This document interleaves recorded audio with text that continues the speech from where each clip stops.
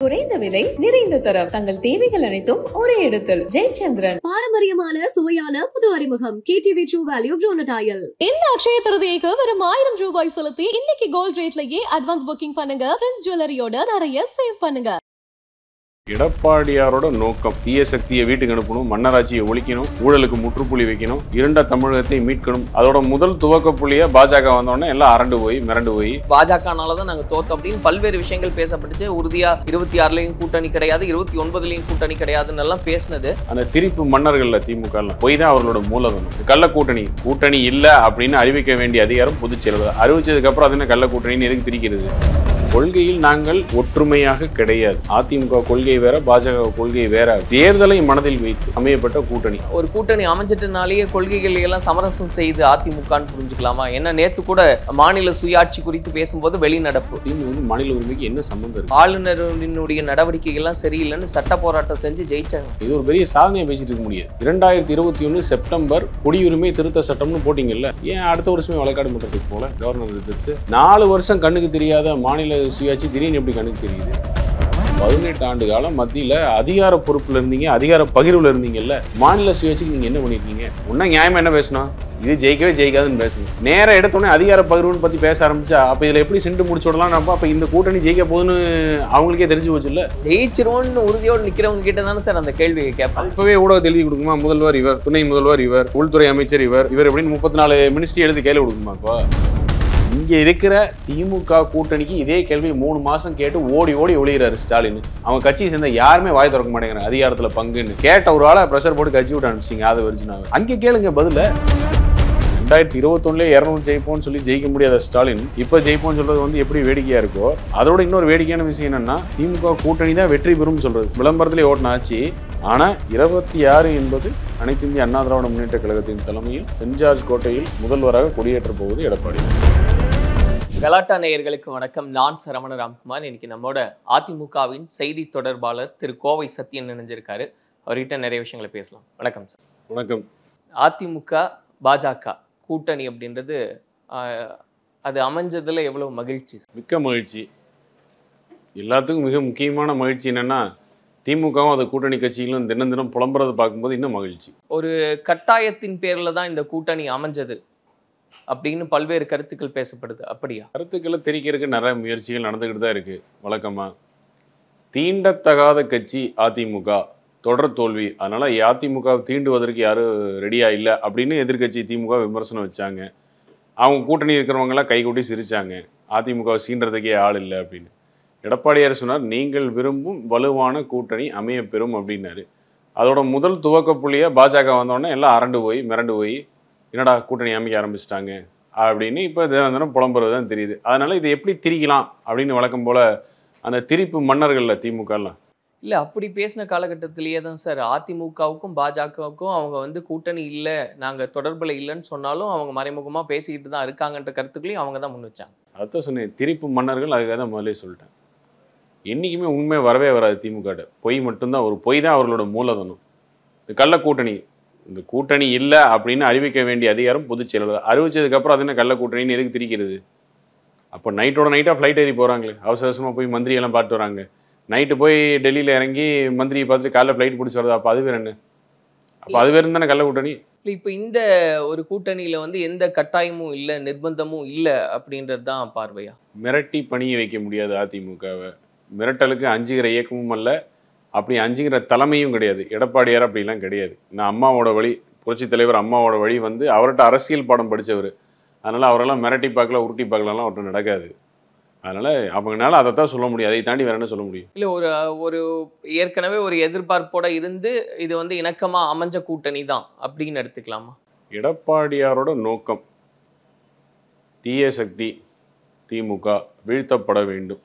ஜனநாயகத்தில் மன்னராட்சி நல்லதில்லை தமிழ்நாட்டுக்கு. ஒரே குடும்பத்தில் அப்பா மகன் பேரன் கொள்ளு பேரன் சொல்லி ஆட்சி அதிகாரத்தில் உட்காருவது மக்களுக்கு நல்லதில்லை. அதை தவிர்த்து கோடிகள், ஆயிரம் கோடிகளாக ஊழல்கள், மக்களை இன்னும் அப்படியே படுகொலியில் தள்ளி சீர்குலைஞ்ச சட்ட ஒழுங்கு, முன்னணி மாநிலமாக இருக்கிற தமிழகத்தில் ஃபுல்லாக இப்போ 2ஆம் மாநிலமாக மாற்றியாச்சு. இதெல்லாம் நிறைய அடுத்தடுத்து வர டாஸ்க். தீய சக்தியை வீட்டுக்கு அனுப்பணும், மன்னராட்சியை ஒழிக்கணும், ஊழலுக்கு முற்றுப்புள்ளி வைக்கணும், இருண்ட தமிழகத்தை மீட்கணும் அப்படிங்கிற நோக்கத்தோடு அவர் பயணம் இருக்குது. அதே நோக்கத்தை அதே ஏற்புடையவர்கள் எடப்பாடியார் தலைமை அனைத்து இந்திய அண்ணா திராவிட முன்னேற்ற கழகத்தின் தலைமையில் கூட்டணியின் ஏற்புடையவர்களை முதலாவதாக பாஜக வந்து சேர்ந்திருக்காங்க. 26லயும் கூட்டணி கிடையாது, 29லயும் கூட்டணி கிடையாதுன்னு சொன்னாங்க. ஏன் இந்த இக்கட்டான சூழலா நிர்பந்தமான்ற கேள்விகளுக்கு இதுவே வந்து வழிவகை செய்யுது இல்லையா? இல்லைன்னு சொன்னதும் எடப்பாடியார் அவர்கள் தான். அரசியல்ல கூடா நட்பு கேடாய் முடிவுங்கிறதையும் சொல்லதையும் பார்த்துருக்கோம். அதுக்கப்புறம் 10 ஆண்டுகளாக கூட்டணி வைக்கவங்களையும் பார்த்துருக்கோம். கால சூழலுக்கு ஏற்றவாறு நமக்கு முன்னாடி இருக்கு என்ன சவால், நமக்கு முன்னாடி இருக்கிற டார்கெட் டாஸ்க் என்னவோ அதுபடி தான் வந்து சில விஷயங்கள் நடக்கும். அது விஷயம் படி தான் அமையப்பெறும். இன்றைய கால சூழலில் திமுகவை வீழ்த்த வேண்டியது என்பது உறுதியான ஒரு விஷயம். அதற்கு வாக்குகள் சிதறக்கூடாது, அந்த ஒரு வாய்ப்பும் போயிடக்கூடாது, அவர்களுக்கு அது ஒரு வாய்ப்பு அமைந்திடக்கூடாது அப்படின்னு அந்த வாக்குகள் சிதறாமல் ஒருங்கிணைப்பது என்பது தேர்தல் வியூகத்தில் எல்லாரும் ஏற்றுக்கொள்ளப்பட்ட ஒரு விஷயம். அதுதான் அந்த கூட்டணிங்கிற விஷயமா வந்து சேருது. இல்ல சார், ஏன் அந்த கேள்வி இப்ப வருதுன்னா 26 குறித்து தான் எடப்பாடி பழனிசாமி அவர்கள் பேசியிருந்தாரு. கொஞ்சம் முன்னாடி தான் பேசியிருந்தார், ரொம்ப எல்லாம் காலம் ஆயிரல. ஜெயக்குமார் அவர்களும் பேசியிருந்தாரு. பாஜகனால தான் நாங்கள் தோத்தோம் அப்படின்னு பல்வேறு விஷயங்கள் பேசப்பட்டுச்சு. உறுதியா 26லயும் கூட்டணி கிடையாது, 29லயும் கூட்டணி கிடையாதுன்னு எல்லாம் பேசினது சடனா ஒரு சினாரியோ மாறும்போது நிறைய விஷயங்கள் பேசப்பட்டுச்சுன்னு சொன்னாங்க இல்லையா சார்? இப்போ ஒரு கட்டாயத்தின் பேர்ல தான் இந்த கூட்டணி அமையுது அப்படின்னு இது எல்லாத்துக்குமே ஒரு புள்ளியா இருக்குமோ? ஒரு இயக்கம் அவர்களுடைய செயல்பாடுகள் அவர்கள் கொள்கையை சார்ந்தது. அதன் வழியில் பாஜக அவர்களுடைய பயணம், தமிழ்நாடாக இருக்கட்டும் எங்கே இருக்கட்டும். அதே மாதிரி இங்கே இருக்கிற ஒரு கட்சியும் அவர்களுடைய கொள்கையை சார்ந்த பயணம். அந்த கொள்கையை சார்ந்த பயணம் எடுக்கும்போது அப்போ இருக்கக்கூடிய முடிவுகள் வேற மாதிரி இருக்கும். தேர்தல்னு நெருங்கும் பொழுது கொள்கை சார்ந்து வராது. அங்கே என்ன ஒரு ஆப்பர்ச்சுனிட்டி, நமக்கு முன்னாடி இருக்கக்கூடிய சவால் என்ன, நமக்கு முன்னாடி இருக்கக்கூடிய ஆப்பர்ச்சுனிட்டி என்ன. இப்போ எடப்பாடியார் முன் வைத்த சவால், அவருடைய சூளுரை அது ஏற்புடையதாக இருக்கிறதுனால கூட்டணி அமைய பெறுகிறது. அன்றைய காலகட்டத்தில் கொள்கை சார்ந்த நிலைப்பாடுகள் என்ன, அனைத்து இந்திய அண்ணா திராவிட முன்னேற்ற கழகத்தின் கொள்கை சார்ந்த நிலைப்பாடுகள் என்ன அப்படிங்கிறத தொடுத்து கொள்கையில் நாங்கள் ஒற்றுமையாக கிடையாது, அதிமுக கொள்கை வேற பாஜக கொள்கை வேற அப்படின்னு. இதைத்தான் எடப்பாடியார் பல மீட்டிங்கில் கேட்குறாரு. திமுக கொள்கை சார்ந்த கூட்டினா எதுக்கு வேற வேற கட்சி பேர், எல்லாம் ஒரே கட்சியாக இருக்கலாம்ல அப்படின்னு. இப்போ இங்கே அமைய பெற்றது வந்து கொள்கை முடிவில் ஏற்றப்பட்ட கூட்டணி கிடையாது. தேர்தலை மனதில் வைத்து, தேர்தலில் வெற்றி பெறுவது அதன் வியூகம் என்ன, அதை மனதில் வைத்து அமையப்பட்ட கூட்டணி. அதனால் அது முந்தைய காலகட்டத்தில் எடுத்த முடிவு அப்படிங்கிறது அந்த கால சூழலுக்கு தான் பொருந்துமே ஒழிய இப்போ எடுக்கக்கூடிய முடிவு இந்த கால சூழலுக்கு பொருந்துகிற விஷயம் இல்லை. கொள்கை வேறு கூட்டணி வேறு, அது புரிஞ்சுக்க முடியுது சார். ஆனால் ஒரு கூட்டணி அமைஞ்சிட்டனாலேயே கொள்கைகள் எல்லாம் சமரசம் செய்து அதிமுகன்னு புரிஞ்சுக்கலாமா? ஏன்னா நேற்று கூட மாநில சுயாட்சி குறித்து பேசும்போது வெளிநடப்பு அப்படின்னு. கொள்கைகளில் சமரசம் இல்லை, அதுபடிதான் கூட்டணி. அதனால தான் தமிழகத்தை பொறுத்த வரைக்கும் எடப்பாடியார் தலைமையில் அனைத்து இந்திய அண்ணா திராவிட முன்னேற்ற கழகத்தில் தலைமையில் தான் கூட்டணி. அதில் கொள்கை சமரசம்ங்கிற பேச்சுக்கு இடமே கிடையாது. இதே எடப்பாடியார் டெல்லி போயிட்டு வந்ததுக்கு அப்புறம் வந்த வக்ஃப் பில்லுக்கு தான் எதிர்த்து வாக்களித்தோம். அதனால கொள்கையில் சமரசம் கிடையாது. ஆனா மாநில சுயாட்சி குறித்து பேசும்போது வெளிநடப்பு அப்படின்றது சார். மாநில சுயாட்சி பத்தி யார் பேசுறா? நேற்று சட்டமன்றத்தில் அதை பத்தி எதுவும் பேசல. வெளிநடப்பு செய்யறது அப்படின்றது மாநில சுயாட்சிக்கு என்ன சம்பந்தம் இருக்கு?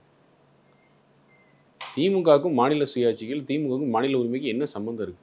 சரி, இப்ப கூட வந்து வரலாற்றுல ஏதாவது ஒரு சம்பந்தம் இல்ல, ஆளுநருடைய நடவடிக்கைகள் எல்லாம் சரியில்லைன்னு சட்ட போராட்டம் செஞ்சு ஜெயிச்சாங்க. அதாவது அரசாங்க நடவடிக்கைகள் அது வேற, அது அவர்கள் மாறுதட்டி கொள்ளலாம், அதோட மதிப்பீடு மக்கள் போட போறாங்க. மாநில சுயாட்சியில ஆளுநர் தலையிடுறாரு அப்படின்றது தானே சார் பிரச்சனை. இந்த பிரச்சனை யாருக்கு இல்ல? அனைத்து இந்திய அண்ணா திராவிட முன்னேற்ற கழகத்துக்கு இல்லையா? யார் சட்ட போராட்டம் செஞ்சு? நாங்க யார் ஜெயிச்சோம்? நாங்க தானே ஜெயிச்சோம். 7.5% உள்ஒதுக்கீடு ஆளுநர் ஒப்புதல் கொடுக்கறதுக்கு முன்னாடி ஜீவோ போட்டது யாரு? நிர்வாக ரீதியாக நடக்கக்கூடிய பிரச்சனைகளுக்கு அங்கங்கே தலைமை பொறுப்பில் அதிகாரத்தில் இருக்கிறவர்கள் நடவடிக்கை எடுத்து தான் வேணும். அதுக்காக தான் அங்கே உட்காந்துருக்காங்க. இது ஒரு பெரிய சாதனையை பேசிட்டு இருக்க முடியாது. அடிப்படை கேள்வி, 4 ஆண்டுகள் முடிச்சு நீ கோர்ட்டு கேஸுக்கு போகிறதுக்கு 2021 உதாரணம் சொல்லட்டுமா? 2021 செப்டம்பர் குடியுரிமை திருத்த சட்டம்னு போட்டிங்கல்ல, ஏன் அடுத்த வருஷமே வழக்காடு பண்ணுறதுக்கு போல கவர்னர் எதிர்த்து 4 வருஷத்துக்கு உட்காந்தீங்க? 4 வருஷத்துக்கு தூங்குனீங்க? 4 வருஷம் கண்ணுக்கு தெரியாத மாநில சுயாட்சி திடீர்னு எப்படி கண்ணுக்கு தெரியுது? திடீர்னு தேர்தல் வர நேரத்தில் மட்டும் ஏதாவது ஒன்று கிடைக்குமா அப்படின்னு எதுக்கு இப்படி அலையிறாங்க? ஒரு மொழி பிரச்சனை அப்படின்னு திடீர்னு மாநில சுயாட்சி, மாநில உரிமைன்னு இப்போ தேர்தல் வர நேரத்தில் மட்டும் ஏன் திமுக இதெல்லாம் கண்ணில் படுது? எடப்பாடி நேற்று அதெல்லாம் தெளிவாக கேட்குறாரு.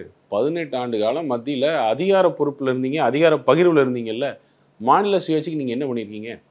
எங்கள் மரியாதைக்குரிய அமைச்சர் முன்னாள் அமைச்சர் அண்ணன் சிவி சண்முகம் கேட்டார், இவ்வளோ பேசுகிற மாநில சுயாட்சின்னு சொல்லி 2019 37 பேர் ஜெயிச்சிங்க, இப்போ 39. ஒரு நாளைக்காச்சும் மாநில சுயாட்சிக்கு நீ நாடாளுமன்றத்தை முடக்கின வரலாறு இருக்கான்னு கேட்டிருக்காரு. என்ன பதில் அதுக்கு? திமுகவோட நாடகத்துக்கு நாங்கள் எதுக்கு துணை போனோம்? ஒரு விஷயத்தை செய்தோம் என்றால் அதை எவ்வாறு செய்ய வேண்டும், அதை நடைமுறைப்படுத்தி வெற்றி கண்டா மக்கள் அங்கீகரிக்க போகிறாங்க. காவேரி அவார்டு வந்து அரசியல் அதை வெளியிடாமல் 3 வருஷம் கம்முன்னு உட்காந்தீங்களே, அப்போ எங்கே போச்சு மாநில சுயாட்சி? அப்போ கச்சத்தீவை தாராவாத்து கொடுக்கும்போது எங்கே போச்சு மாநில சுயாட்சி? நீட் வரும்போது எங்கே போச்சு? ஜல்லிக்கட்டு தடை வரும்போது எங்கே போச்சு? மீத்தேன் ஹைட்ரோகார்பன் வரும்போது எங்கே போச்சு? இவ்வளோ ஏங்க இன்னொரு தரவு சொல்லட்டுமா? 13th ஃபினான்ஸ் கமிஷன் முடிவு வந்த பிறகு புரட்சி தலைவி அம்மா அன்றைய முதல்வர் அப்போ வந்து ஒரு கடிதம் எழுதுறாங்க மத்திய அரசுக்கு. இந்த நிதி பகிர்வால் 13th ஃபினான்ஸ் கமிஷன் முடிஞ்சு உங்களை நிதி பகிர்வால் தமிழ்நாட்டிற்கு இத்தனை 1000 கோடிகள் இழப்புன்னு ஒரு அறிக்கை கொடுக்குறாங்க. திமுக அப்போ செயல்படாத கருணாநிதியை தலைவராக வச்சுருந்தாங்க, இவரை செயல் தலைவராக வச்சுருந்தாங்க ஸ்டாலினை. எங்கே ஆதரவு கொடுத்தாங்கன்னு ஒரு ஆதாரம் காட்ட சொல்லுங்கள். ஆனால் இன்னைக்கு கூட எடப்பாடியார் தூத்துக்குடி போய் நின்னா நிதி வேணும்னு சொல்கிறாங்களே அப்படின்னு கேட்டது எடப்பாடி என்ன சொல்கிறாரு? உடனடியாக நிதியை விடுவிக்க வேண்டும் சொல்கிறாருல. அப்புறம் இல்லை, அமித்ஷா அவர்கள் வந்து கூட்டணி குறித்த அறிவிப்பை வெளியிடும் போது நீட் குறித்த கேள்வியும் கேட்கப்பட்டுச்சு. அப்பவும் எடப்பாடி அவர்கள் பேசவே இல்லையா சார்? அது யார் கூப்பிட்ட ப்ரெஸ் மீட் சார்? அது பிஜேபி ஆர்கனைஸ். அப்போ யார் பேசணும் ப்ரெஸ் மீட்டில்? அவங்க அனௌன்ஸ் பண்ணாங்க. யார் தலைமையிலங்கும் போது அவங்களும் பேச வேண்டியது. அவங்களே சொல்கிறாங்க, அவங்க கூப்பிட்ட ப்ரெஸ் மீட்டில் இவர்கள் தலைமையில் நாங்கள் கூட்டணின்னு சொன்னதுக்கப்புறம் வேற என்ன பேசணும்? அங்கே போய் அனைத்து இந்திய அண்ணா திராவிட முன்னேற்ற கழகம் ப்ரெஸ் மீட்னா எங்கள் எடப்பாடியார் கூப்பிடுவார், தலைமை கழகத்தில் எங்கேயோ வச்சு அவர் அறிவிப்பார், அப்போ அவர் பேசுவார். பாஜக கூப்பிட்ட ப்ரெஸ் மீட்டில் பாஜகவை சேர்ந்த அமித்ஷா தமிழகத்தில் எடப்பாடியார் தலைமையில் அனைத்து இந்திய அண்ணா திராவிட முன்னேற்ற கழக தலைமையில் தான் கூட்டணிங்கிறார். இதுக்கு மேலே என்ன வேணும் உங்களுக்கு? இல்லை, இதில் யாரோட யார் கூட்டணி சேர்ந்தாங்கன்றதுலேயே நிறைய குழப்பம் இருக்குது சார். கூட்டணி அப்படிங்கிறது வந்து ஆங்கிலத்தில் அலையன்ஸ். தேர்தலுக்கு முந்தைய காலகட்டத்தில் அமைய பெறுவது பேர் அலையன்ஸ். தேர்தல் முடிவுக்கு பின்னர் அமைய பெறுவது அரசாங்கம். அதன் ஃபார்மேட் வந்து தனிப்பெரும்பான்மையோட வந்து ஆட்சி அமைப்பதா இல்லை கோயலேஷனா அப்படின்னு, அது தேர்தல் முடிவுக்கு பின்னர். அப்போ வரக்கூடிய பேச்சு தான் அதிகார பகிர்வு அப்படின்னு.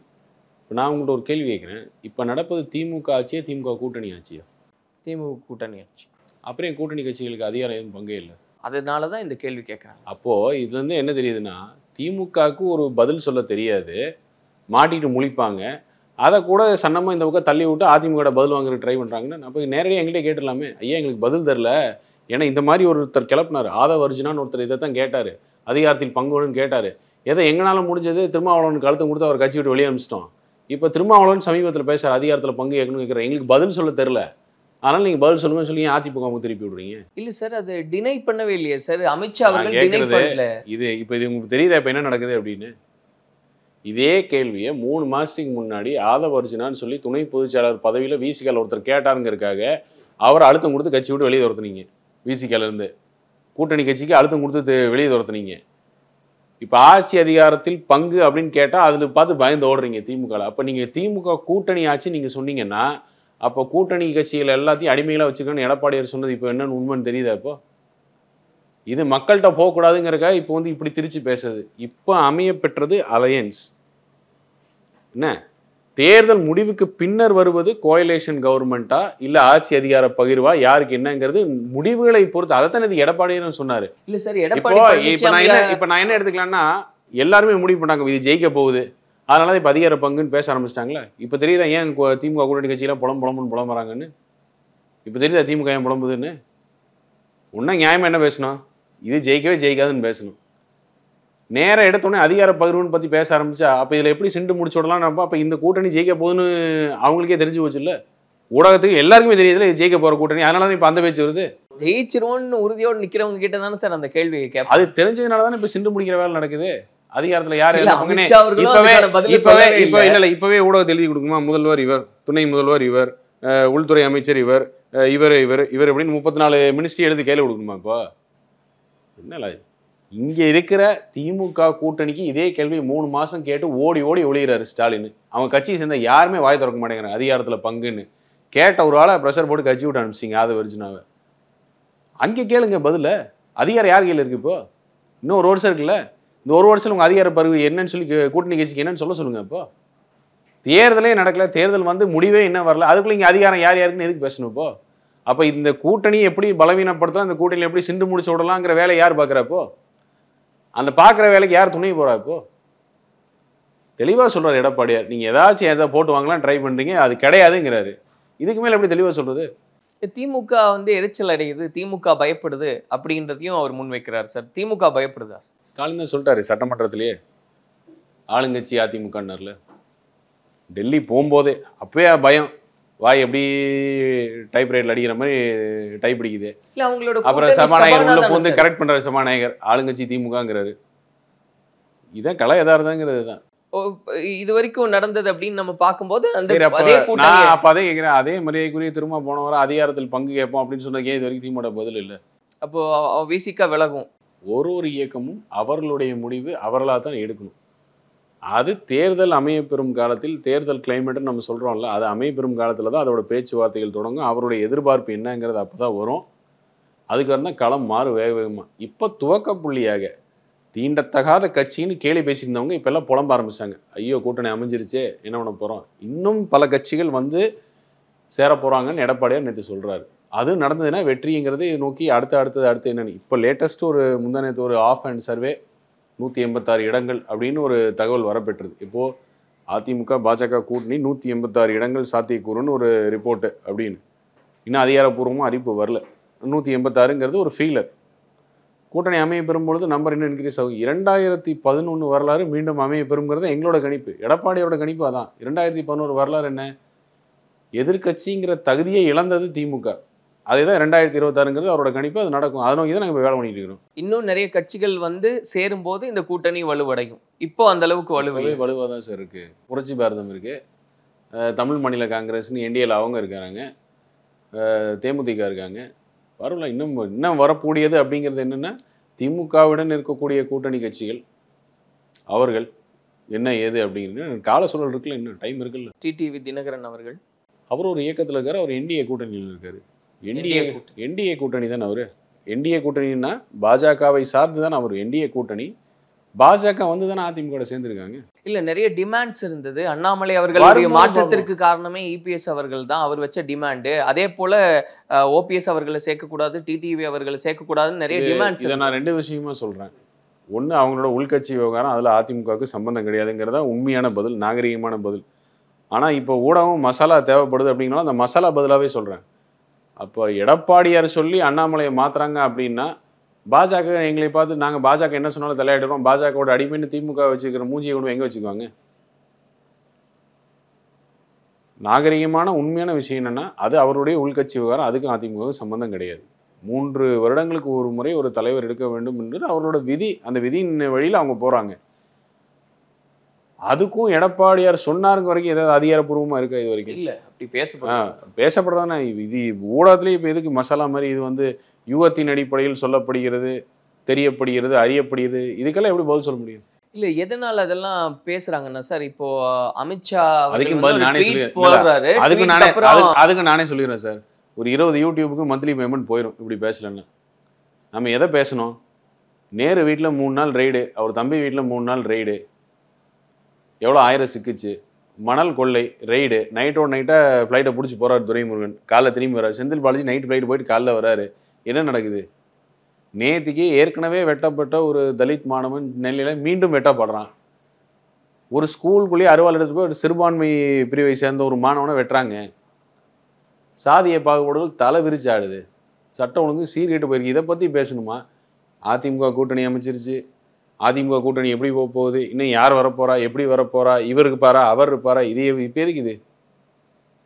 மக்கள் நலன் அப்படிங்கிற விஷயம் எதில் வரும்? ஆட்சி அதிகாரத்தில் இருப்பவருடைய நடவடிக்கை சார்ந்தானே வரும். 4 வருஷம் மக்கள் நலன் எதை இருக்கான்னு கேட்டால் அதுக்கு பதிலக்கணும். நம்ம இப்போ எதை பேசணும்? இது வந்து யதார்த்தமான எதிர்பார்ப்பாக சொல்கிறேன், குற்றச்சாட்டாக சொல்ல. இதை பேச ஆரம்பித்தேன்னா அந்த 20 யூடியூப் சேனலுக்கு போகிற அமௌண்ட் கட்டாயிரும், மாதம் போகிற அமௌண்ட் கட்டாயிரும். அதனால் பேச மாட்டாங்க. அதான் நீங்கள் கேட்ட கேள்விக்கு பதில் நான் இப்போயே சொல்லிடுறேன். அதனால எந்த நிர்பந்தமும் இல்லை, இயல்பான ஒரு கூட்டணி தான், இயற்கையான கூட்டணி. நிர்பந்த நோக்கம் திமுக வீட்டுக்கு அனுப்பணும். ஊழல் நிறைஞ்சிருக்கணும்னா அடுத்து ஜெயிலுக்கு போகணும். ஒருத்தனா கம்பி இப்போ அடுத்து மாசுக்கு இப்போ ஒரு கெடு வந்தாச்சு, பொன்முடிக்கு வந்தாச்சு, லைனாக ஒன்று ஒன்றா வரும். வீட்டுக்கு அனுப்பணும். அவங்களுக்கு ஊழல் நிறைஞ்சிருக்கிற எல்லாம் வீட்டுக்கு அனுப்பணும். வீட்டுக்கு அனுப்பணும்னா முதல்ல ஆட்சி வீட்டுக்கு அனுப்பணும், அடுத்த ஜெயிலுக்கு அனுப்பணும். அதிமுகவுடைய ஃபர்ஸ்ட் சாய்ஸா வந்து இருந்ததே தாவேக்கா தான். அப்சல்யூட்லி எதுவுமே கிடையாது. இல்ல நிறைய சீட்ஸ் அவங்க கேட்டாங்க, நிறைய டிமாண்ட்ஸ் இருந்தது, எதுவுமே கிடையாது. ஆட்சி அதிகாரத்துல பங்கு கேட்டாங்க. அந்த மாதிரி எதுவுமே கிடையாது. ஒருவேளை தாவேக்கா வருது அப்படின்னா அதிமுகவோட நிலைப்பாடு என்னவா இருக்கும் சார்? வந்தா அவங்க அப்ரோச் பண்ண போறாங்க, அவங்களோட டிமாண்ட்ஸ் என்ன ஏதுன்னு பார்த்துட்டு அதை முடிவெடுக்க போறாங்க. முடிவெடுக்கக்கூடிய அதிகாரம் எங்கள் பொதுச்செயலாளர்கிட்ட இருக்கு, அவர் முடிவெடுப்பார். அதுக்கான இதை தான் திரும்ப திரும்ப சொல்லலாம். அதுக்கான கூட்டணிங்கிற கால சூழல் வரும்போது தான் அவங்களோட டிமாண்ட்ஸ் எடுத்துகிட்டு வருவாங்க. அதில் சாத்தியக்கூறு இருக்கா இல்லையா அப்படின்னு சொல்லி பேச்சுவார்த்தைகள் நடக்கும். அதுக்கப்புறம் தான் கூட்டணி முடிய பெறும். முதல்லயே சொல்கிறோம், இன்னும் கூட்டணி அமையலைன்னு கேட்குற ஊடகம் திரும்பி இப்போ கேட்குது, இப்போவே கூட்டணி அமைச்சிட்டிங்களா, இனிமேல் யாரெல்லாம் வரப்போகிறோம் இதுதான் சொன்னோம். இனிமேல் வருவாங்க, வெயிட் பண்ணுங்கன்னா அப்போ யாருக்கும் பொறுமை இல்லை. கூட்டணி அமையலை நீங்கள் சொன்னீங்களே வலுவான கூட்டணி அமையவே இல்லைன்னு கேள்வி கேட்குறீங்க. அமைஞ்சதுக்கப்புறம் இன்னும் யார் வரப்போறான்னு கேட்குறீங்க. 6 மாசத்துக்கு அப்புறம் இந்த கூட்டணி பத்தி எல்லாம் பேசிக்கலாம்னு எடப்பாடி பழனிசாமி அவர்கள் சொல்லியிருந்தாரு சார். ஆனா அவசரமாவே அறிவிச்ச மாதிரி இருந்தது. அதெல்லாம் பொதுச் செயலாளர் அந்த பாயிண்ட் ஆஃப் வியூல எதையும் யோசிக்கவே இல்லை. இல்ல இந்த கேள்வி வர்றதுக்கு காரணம் அதுதான். இல்ல அவர் எதையுமே அவர் இப்போ போன மாசம் சொன்னார், நீங்கள்லாம் விரும்பும் வகையில் வலுவான கூட்டணி அமைய பெறும் சொன்னார். சொன்னதுக்கு அப்புறம் தான் அவர் பிள்ளையார் சொல்லியே போட ஆரம்பிச்சார்.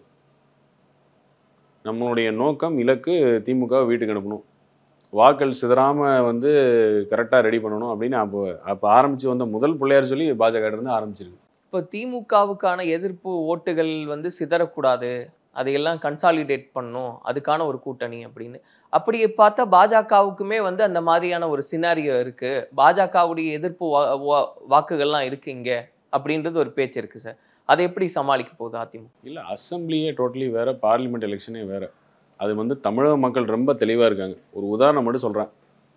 2019 37 நாடாளுமன்ற உறுப்பினர்கள் ஜெயிச்ச திமுக அவங்க கூட்டணி எல்லாம் சேர்ந்து நான் 51% அப்படின்னு ஏதோ மாற்றடிக்கிறாங்க. அப்போ அதிமுக வாங்கிய வாக்கு வங்கியில் 18%. 2019 2 வருஷம்தான், நடுவில் கொரோனாங்கிற ஒரு பேரிடர்.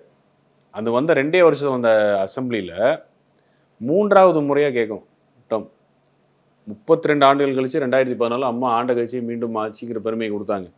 2021 3வது முறை ஆட்சி கேட்குறோம். 5 டேர்ம் கம்ப்ளீட் பண்ணி சுதந்திரமானதுக்கப்புறம் அதான் ஃபர்ஸ்ட் டைம் தமிழ்நாட்டிலேயே 3வது முறை ஆட்சியை கேட்குறோம். 3 முறை ஆட்சி அமைத்த வரலாறு எங்கள் பொன்முலச்செம்மலுக்கு இருக்குது, 77 to 87. அதுக்கப்புறம் இதான் ஃபர்ஸ்ட் டைமே கேட்குறோம். அப்படி இருந்த கால சூழலில் கூட 18 விழுக்காடு வாங்கிய அதிமுக அசம்பிளியில் 33% வாங்கணும். திமுக வாங்கினது 36%. இந்த டிஃப்ரென்ஸ் வாக்கு சதவீதம் பார்த்தீங்கன்னா 18 லட்சம் வாக்கு சதவீதம். 40 தொகுதிகள் நாங்கள் 5000க்கும் குறைவான வாக்கில் தோற்றுருக்கோம். 40 தொகுதியில் அந்த 40 தொகுதி வச்சா நாங்கள் ஆட்சி இன்னைக்கு, அதாவது 3வது முறை ஆட்சி அமைச்சிருப்போம். அப்போ என்ன இருந்தது? இரட்டை தலைமை, 3வது முறையாக ஆட்சி, அப்புறம் பாஜகவோட கூட்டணிங்கிற ஒரு பேச்சு. இவ்வளோ இருந்தும் கூட அசம்பிளியில் நம்மளுக்கும் திமுக அதான் ஓட் டிஃப்ரென்ஸ். இதுதான் அசம்பிளியை பொறுத்த வரைக்கும் இதுதான். அதனால் 2026ங்கிறது அசம்பிளிக்கு போட்டி திமுக நேர் எதிராக இருக்கக்கூடிய அதிமுக, இவங்க 2 பேருக்கு தான் இருதுருவ அரசியல்னு சொல்லி தான். அதனால தான் இவர்கள் தலைமையில் கூட்டணி அமைய பெறும் அப்படின்னு. பாஜகவினுடைய எதிர்ப்பு வாக்குகள் அறுவடை பண்ணுறது நாடாளுமன்ற தேர்தல், அசம்பிளியில் கிடையாது. அசம்பிளியில் வரும்போது இப்போ கால சூழல் வேகமாக மாறி இருக்கு. ஆன்டை இன்கம்பன்சின்னு சொல்கிறோம். இந்த ஆட்சியாளர்களுக்கு மீது இருக்கக்கூடிய வெறுப்பு, ஏமாற்றம், அதுதான் அதில் எதிரொலிக்கும். அந்த எதிரொலி இருக்கும்பொழுது அந்த ஆன்டை இன்கம்பன்சி வாக்குகள் என்பது சிதறாமல் இருக்கணும், ஒரே இடத்துல அமையப்பெற வேண்டும் என்பது எடப்பாடியாருடைய நோக்கம். அதுதான் இப்போ நடந்துகிட்டு இருக்கு. இந்த ஆன்டை இன்கம்பன்சி வரக்கூடிய இடத்துல, ஜெயிக்கக்கூடிய இடத்துல நாங்களும் வரணும்னு நினைக்கிற கூட்டணிகள் உடனே இந்த பக்கம் வருவாங்க. அதற்கான சமிகைகள் இருக்கான்னு கேட்டால் ஆமாம் இருக்குது, ஆரம்பிச்சிருச்சு. பேச்சுவார்த்தைகள் போயிட்டு இருக்கானா? ஆமாம், திரைக்கு பின்னாடி பேச்சுவார்த்தைகள் போய்கிட்டு இருக்கு. தமிழ்நாட்டில் இருக்கக்கூடிய அறிந்த கட்சிகள், பெயர் பெற்ற கட்சிகள் எல்லாருமே எடப்பாடியார்ட்ட தொடர்பில் இருக்காங்க, பேசுகிறாங்க. அது உண்மைதான். முடிவு எப்போ வரும் அப்படின்னா அந்த தேர்தலுக்கான கால சூழல் நெருங்கும் பொழுது தான், அப்போ தான் அதுக்கு முடிவு. இல்லை, இப்போ இந்த சினாரியை ஒட்டி பேசும்போதே பாமக, தேமுதிகலாம் இந்த கூட்டணியில் இருக்காங்களா இல்லையான்ற கேள்விகள்லாம் எழுது. முடிவு அவங்க தான் அறிவிக்கணும்.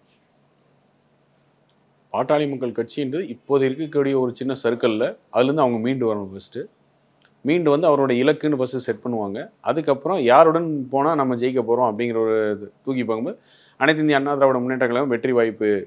அப்போ அவருடைய நம்மளோட டிமாண்ட்ஸ் என்ன, அப்படி தான் வரும். இதான் இயற்கையாக நடக்கக்கூடிய விஷயங்கள். இதுதான். அது வரும்பொழுது தான் நீங்கள் கூட்டணிக்கான கிளைமேட்டுன்னு அப்போ தான் வரும். அது எப்போ வரணும் எனக்கு தெரிஞ்சு ஒரு ஆகஸ்ட் செப்டம்பர் ஆயிரும். அப்போ தான் அவங்க ஆரம்பிப்பாங்க கூட்டணி கட்சிகளே. அப்போ தான் அவங்களோட எதிர்பார்ப்பை இப்போ தான் பொது வெளியில் அறிக்கையாக வரும். திடீர்னு பார்த்தீங்கன்னா திமுகவை கண்டித்து அவங்க கூட்டணி கட்சியெல்லாம் அடித்து நொறுக்கி எடுப்பாங்க. திடீர்னு பயங்கர வாய்ஸ் பெருசாக பேசுவாங்க. அப்படின்னு என்னென்னா அவங்க வெளியே வரக்கான சமிகள் துவங்கி இருக்குன்னு அர்த்தம். அதுக்கப்புறம் டிமாண்ட்ஸ் ஆரம்பிக்கும் திரைக்கு பின்னாடி. அது என்ன ஏதுன்னு அப்புறம் கூட்டணி அமைப்போம். அந்த கூட்டணி அமையும் போது டிசம்பர் வந்துடும், ஜனவரி வந்துடும், ஆல்மோஸ்ட் டிசம்பர் ஜனவரி வந்துடும். இப்போவே அதை பற்றி நம்ம எதுவுமே சொல்ல முடியாது. அவர்கள் அவரோட இயக்கம் அதுக்கு என்ன தேவை, அதை எப்படி அடுத்த கட்டத்துக்கு எடுத்துகிட்டு போகிறதுங்கிறது அந்த தலைவர் தான் முடிவு பண்ணும். இப்போ பாரதிய ஜனதா கட்சியினுடைய மாநில தலைவர் மாற்றம்ன்றது அவங்க கட்சி விவகாரம் தான். ஆனால் நயினார் நாகேந்திரனுடைய அவருடைய தலைமை அப்படின்றது அதிமுகவுக்கு எவ்வளோ கம்ஃபர்டபுளாக இருக்கும்னு பார்க்குறீங்க? அதிமுக தலைமையில் கூட்டணினா எங்களுடைய எடப்பாடியாருடைய கருத்தை ஏற்றுக்கொண்டு தான் வந்திருக்காங்க. அப்போ நம்ம என்ன டைரக்ஷனோ திமுகவை ஒழிக்க வேண்டும்ங்கிற டைரக்ஷன்.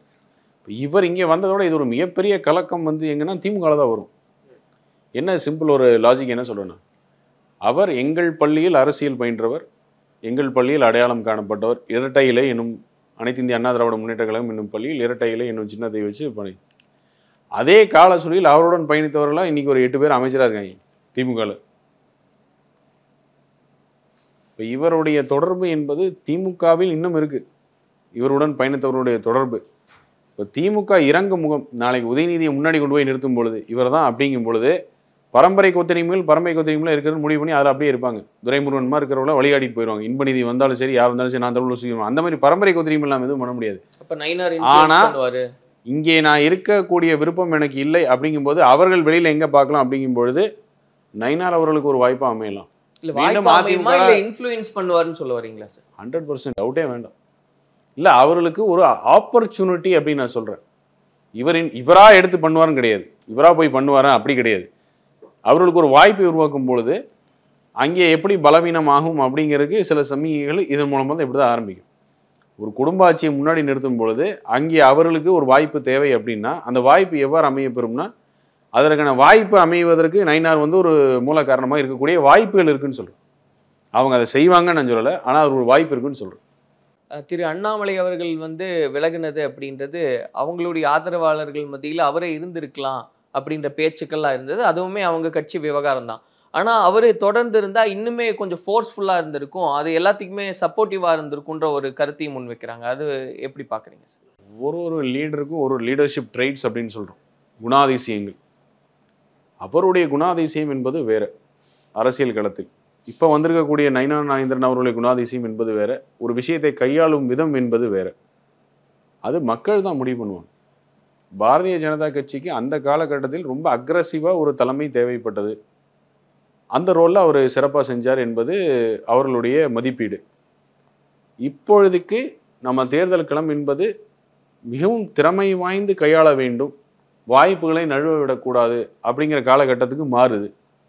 எல்லா கட்சிகளுக்கும் அந்த மாதிரி மாறும் பொழுது அதை செய்யக்கூடிய இடத்தில் வந்து நயினார் இருக்கான்னு சொல்லி அவங்க தலைமை நம்புது.